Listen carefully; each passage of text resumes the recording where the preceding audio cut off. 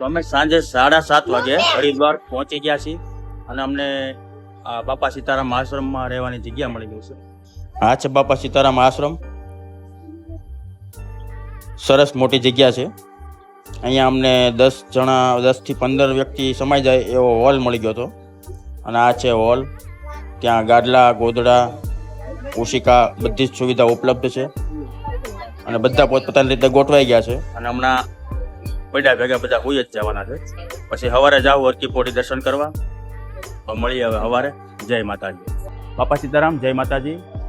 બાપા સીતારામ આશ્રમમાં અમે રોકાયા હતા રાતના લગભગ 7:30-8 વાગે અમે પહોંચ્યા હતા. તો અહીંયા અમને એક રૂમ મળી ગયો હતો જે 10 થી 15 વ્યક્તિ એમાં આરામથી સૂઈ શકે. એમાં ગાદલા, ઓશિકા, ઓઢવાનું, ચાદર, ધાબળા તમામ સુવિધા હતી.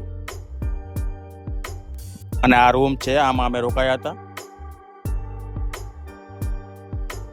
અહીંયા બાપા સીતારામ આશ્રમમાં તમારે રોકાવું હોય તો અહીંયા કોઈ ઓળખાણની જરૂર નથી. રૂમ ખાલી હોય તો આપણને અવશ્ય રૂમ મળી જાય છે. બાપા સીતારામ ટ્રસ્ટ જે છે તે ખૂબ સારી સેવા આપે છે. અહીંયા તમને સવારના પ્રસાદીમાં ચા નાસ્તો, બપોરનું ભોજનની પ્રસાદી, રાત્રિના ભોજનની પ્રસાદી અને અહીંયા રહેવા કે જમવા માટે અહીંયા આ લોકો કોઈ ચાર્જ લેતા નથી. આપણે જે યથાશક્તિ દાન ભેટ આપવી હોય તે આપણે આપી શકીએ છીએ, જેવી આપણી સગવડ. તો રાતે અમે અહીંયા રૂમ લીધા પછી એટલા બધા થાકી ગયા હતા કે બધા સીધા સૂઈ જ ગયા હતા. અને હવે સવારે નાહી ધોઈ ફ્રેશ થઈ ચા પાણી નાસ્તાનો પ્રસાદ લઈ. આ છે સવારની પ્રસાદી, ચા નાસ્તો. અને આ છે બાપા સીતારામનું મંદિર.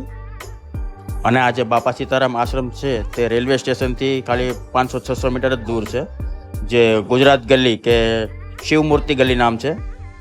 અને હવે અમે જઈએ છીએ ગંગા સ્નાન કરવા ગંગા ઘાટ ઉપર. તો મળીએ હવે ગંગા ઘાટ ઉપર જઈને. જય માતાજી. બાપા સીતારામ.